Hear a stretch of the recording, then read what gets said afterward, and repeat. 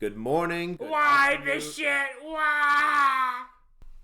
Ignore him. We'll get to that later. But welcome to the Triple Threat Podcast. This will be episode 5 as we look to unpack that trauma that you just heard. Speaking of trauma, hey, Miggy, what's been happening in the MLB offseason? A lot of acquisitions. Some good, others horrible. I'll start with Baltimore because I'm just going to focus on some that I find for me are bigger. Doesn't mean any others aren't as big because they all help the team out however they want. Baltimore got a well-seasoned hitter with Tyler Ward. He has been known to hit pretty well. He can hit home runs. He's pretty okay on the plate. They also got Pete Alonso, which is a first baseman. He's pretty stellar too. He's defensive He's pretty defensive as well. Sorry. And then they got Bassett, which is a Blue Jays, but with the bullpen that we have, is not that big of a loss. No. Take 2. Baltimore also acquired Bassett from Toronto, which is not a big loss for Toronto. There's a lot of Toronto fans that like Bassett, but he would almost not even be in our rotation with all the guys that we got right now. Yeah, I mean, you remember my reaction to when we initially saw the news. I mean, you and I were back and forth over text messages. Just why would they do this? He was a solid relief pitcher. Why is he going here? But after looking at the rotations, it makes sense. Yeah, it makes sense for both sides, and it helps Baltimore out too because they need a little strengthening in their bullpen as well. So it's a win for Baltimore, and it's not a loss for Blue Jays. So the Tigers, they signed Vladis. He used to be in Houston. He's a little older, but he's consistent. He'll get the strikes, he'll get the bad game here and there, but he might just be what the Tigers are looking for, just to help out just a little bit for the next 2-3 years. Well, I mean, 164 game regular season consistency is the cream of the crop when it comes to MLB baseball. So I think it's high value. For sure. The A's got a veteran in Jeff McNeil. He plays second base and on the outfield. His batting's a little under, but he's on the older side, so I'm guessing the A's got this veteran to try to help the newcomers and the rookies maybe feel a little better at the plate, on the outfield. Just to have a veteran. Yeah, just a solid dugout presence. There's the kids. Okay. Now the Dodgers, we've heard about it. They got Kyle Tucker.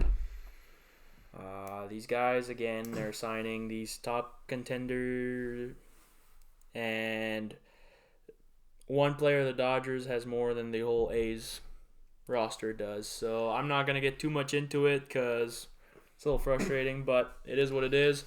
Blue Jays got used as another location peg. Same thing with Ohtani, and again, ended up in the Dodgers. Now, before I bring up with who got added in the Jays, talk about the Mets. Mets added Peralta, which he's a pretty stellar starting pitcher. His command on the strike box, is pretty decent. He gets a lot of strikeouts. He has a lot of control. He's a big heat of the game guy. He'll get you what you need. They got Marcus Semien from the Rangers. He's on the little older side, but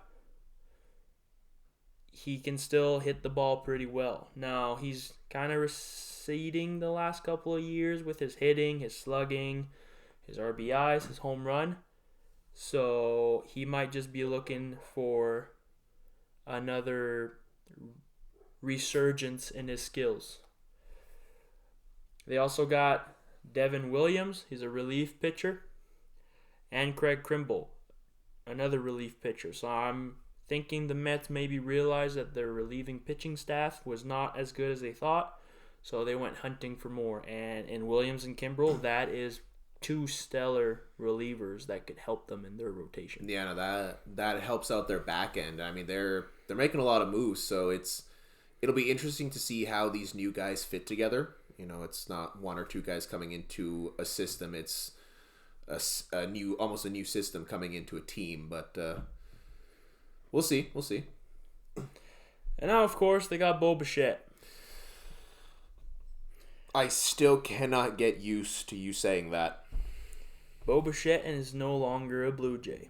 He's with the Mets. The Mets. This is going to help the Mets out insanely. Having Juan Soto and Bo Bichette is going to help them out incredibly. Bo Bichette is stellar on defense. He's stellar on the plate. He is a little injury prone, as we've seen in the Blue Jays over the year. But when he's on the plate, he's doing pretty well, especially in October. Yeah. When he's on, he is on. Yeah. So as sad as it is to see Bo Bichette leave, I wish the best to him. Oh, no, there are absolutely no hard feelings. So, the occasional thought of it doesn't make sense and why wouldn't he stay, but he's a great guy. He's a great player. I hope he finds success. if Vladdy doesn't hate him, I don't hate him. So I trust Vladdy's judgment on quite a lot of baseball related things, but yeah. anyways, So speaking of the Jays, though, yeah, speaking of the Jays, we actually just acquired Sanchez, which he plays in the outfield. I am pretty sure he's a pretty good power hitter. He might be struggling on the contact side a little bit, but at the end of the day, we kind of need a nice balance between the two on the lineup. So we'll have to see where that goes. We got Ponce as a relieving pitcher. I'll never say no to another relief pitcher. We got Okamoto, which I am really excited about this guy. He's a third baseman, which we've needed because we haven't really. Last year, we shipped a couple of guys at third base, and it just wasn't really working sometimes. Other times, they just had good games, and then the other day, we put them again, and it's not really good. So I'm really happy with him because in the league he was in before, he was a consistent 30 home run kind of guy. He didn't play as much last year because he was injured, but he had 15 and 69 games, so he's on pace for it. We got Rogers, which reason why Rogers is going to help us, in my opinion, and I think you share the same opinion. We have Trey Savage, and this guy throws high to low. His release point is above his head. I think they did. I don't remember if it was a sports science episode or if it was just general analytics, but if I remember correctly, Savage's release, the ball leaves his hand 7 feet above the ground. Yeah. And now Rogers is the complete opposite. It goes from down to up. So he releases the ball, and his knuckles are basically dragging the floor. I think the number comes down to somewhere between 2 and 3 inches between his hand and the top of the mound when he releases that. And I read this. The pitching machines they use to practice for a different pitch, it doesn't go that high or that low. So imagine as a pitcher, you get your Savage. And then you're like, oh, I figured him out. And then the next time, 7th inning rolls around, Schneider's like, oh, Savage, we're helping you off. You had a good game. We don't want to stretch you out. Rogers, you're in. You just went from a 7-foot tall release to a 2-inch release. You know what's the scary thing about that? And I mean, the release angles themselves are scary enough as is. But they are two almost opposite style pitchers too. You know, you've got Savage, who is fastball slider, and he is trying to strike you out. He's not looking for contact. And when he is, he's looking for weak contact, as any good pitcher would. But he is looking to strike you out. He's looking to get you looking. But then on the other end, you have Rogers. He's not looking to strike you out. He's just looking for you to make a mistake and hit something that you don't want to. Yeah, fly balls or foul balls that are in play. So you have two pitchers, two polar opposite release angles, and two very different styles of getting you out.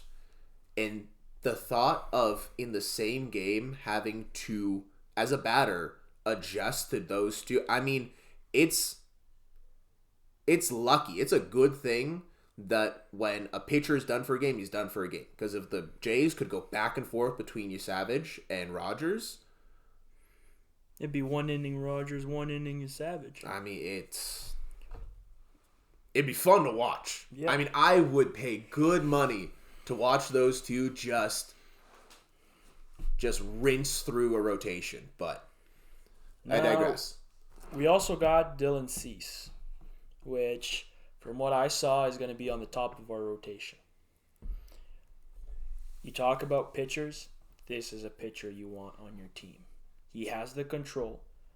His fastball is slightly a little slower than some of them, but he has more control over it. He gets you the strikes. He gets you the strikeouts. He doesn't throw a lot of balls, so not a lot of player gets on base. Yeah, nothing walks. Free. Nothing free. He has a composure. He doesn't stress out. Now, like every single pitcher, there's going to be a bad game. Otani's going to have a bad game. Yamamoto's going to have a bad game. Scooble's going to have a bad game. What's the other one? Oh, there's so many. But, I mean, as you were going there. Skeens. Yeah. Any pitcher will have their good and bad days. Yeah. So, overall, for right now, that's all I have. And like I said, it's just what I think are on the bigger side. The season is in their summer league right now, so Blue Jays are playing in Florida, I assume. Yes. The World Baseball Championship is coming up too, so a lot of the rookies for the Blue Jays are going to be able to get at bats, which is very good for Schneider, because then he gets to know, okay, which rookie do I want and which rookie do I not want on this roster. If ever, God forbid, I wish no on this, any of my players are injured. Yeah, and I think that goes for every team. Yeah. You know, maybe not every team, but majority of teams are going to have representation in the international competition coming up. So you are going to have some young players that are going to get their chances. So it'll be the spring training will be interesting, because we might not see any of these teams at their actual potential and their actual starting lineups on day one. But we might be able to get a decent look into some teams' potential futures. And I mean, that's just as important. Yeah, so because the summer league starts on February 20th. Mm-hmm. So from then, it's almost a whole month before the league starts, because the actual MLB starts March 25th. So that gives a month for coaches to figure out, okay, are you working? Are you not working? Can you fit in our scheme? Can you not fit in our scheme? Are you going to be a problem, or are you going to be a solution? I think the most important thing, though, for this summer league is just no injuries. Yeah. You know, gotta get guys in for 1, 2, 3 innings tops and get them out. Get them on a bike, get them warming up, warming down, what have you. So it'll be interesting, but like you said, the season's about a month away, and look for the Mets to show us something different. Look for the Dodgers to contend again, and we'll be looking for Toronto to make another potentially very deep run. Yeah. I do expect I do expect either a World Series or a conference final type run again.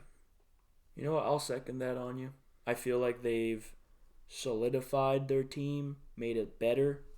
So, and defensively, we're still one of the best in the league right now. That's to see if we can keep going when the season starts. Talking about the new season coming in, the new ABS challenge that they brought in this year. Yeah, the new ABS system. That's taking full effect this year. What are your thoughts on that? As somebody who follows basketball very closely and has followed some other more international sports that already use replay systems, like cricket and rugby and tennis, I think it's long overdue. Now I know, some people, especially some more traditional fans, might be against it. Maybe it goes against the spirit of the game, but in terms of getting it right, I think it is necessary. And the way that they're doing it is 2 challenges per team. If you're right, you keep it. If you're wrong, you lose it.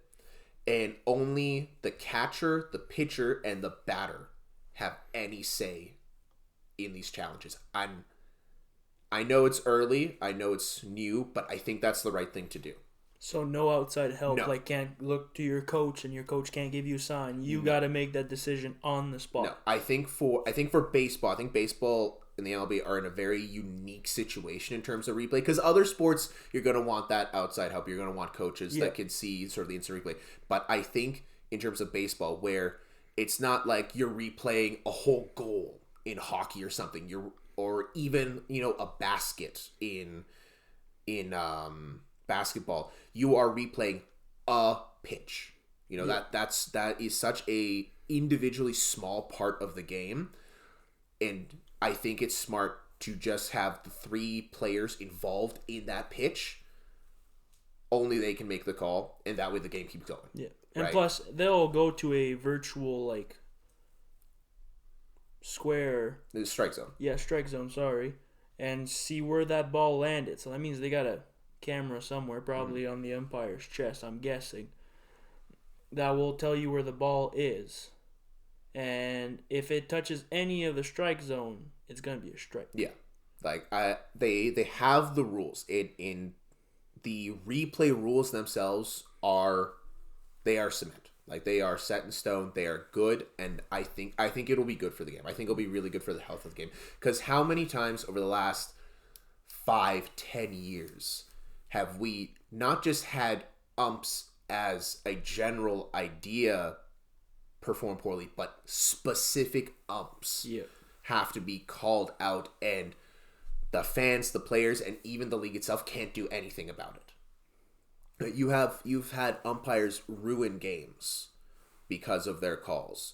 And I, as somebody who used to be a referee for some minor leagues, especially minor league basketball, I get how hard it is. Right? You are expected to make 99 to 100% of the right calls.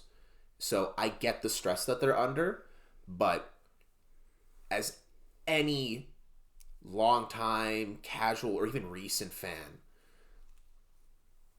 in baseball, if you see that a ball is in or a ball is out, and an umpire consistently misses that, you gotta add something. And I think this video replay is what's needed, because it pushes the umpires to make the right call. Yeah. Now, on top of that, you said 2, right? That's only until the 9th inning. So if we go into extra innings, you get an additional one. Okay. So then, does that mean there's no point in keeping it after the 9th? I'm not sure what the ruling is, but the ruling I would expect is that you have those 2 for the 9 innings, and whether you lose them, whether you use them or not, you lose them at the end, and then you get 1 into extra innings. That's how I personally would do it. That makes sense, and we'll have to see how it goes. Mm-hmm. Of course, they have the summer league, they have spring training to test it out and adjust rules and whatnot. But even in these first few games, you're seeing it in action. You're seeing it get use. So, all in all, I think it's a great addition. I feel like it'll change the game, but for the better. And at the end of the day, it's not going to take away about watching baseball and the productivity and the speed of the game, because it shouldn't take more than 30 seconds. I mean, if you're complaining about the speed of the game, that's been fixed with the pitch clock. Yeah. Right? It has. Like the league has already sped it up so much. You can afford the occasional up, like 4, if they get it right, 4 to 6 to 8, 10, 15-second delays. Yep. Right? You can afford that. But I think that just about does it for our baseball coverage. So again, look for the new moves, the new players on their new teams and whatnot. And as spring training continues, we'll keep looking, and hopefully, I emphasize that word. Miguel does recover from the Bichette news at some point. If I find him crying in a corner at 1 a.m, I know why. So, that concludes this episode. The mic is turning off.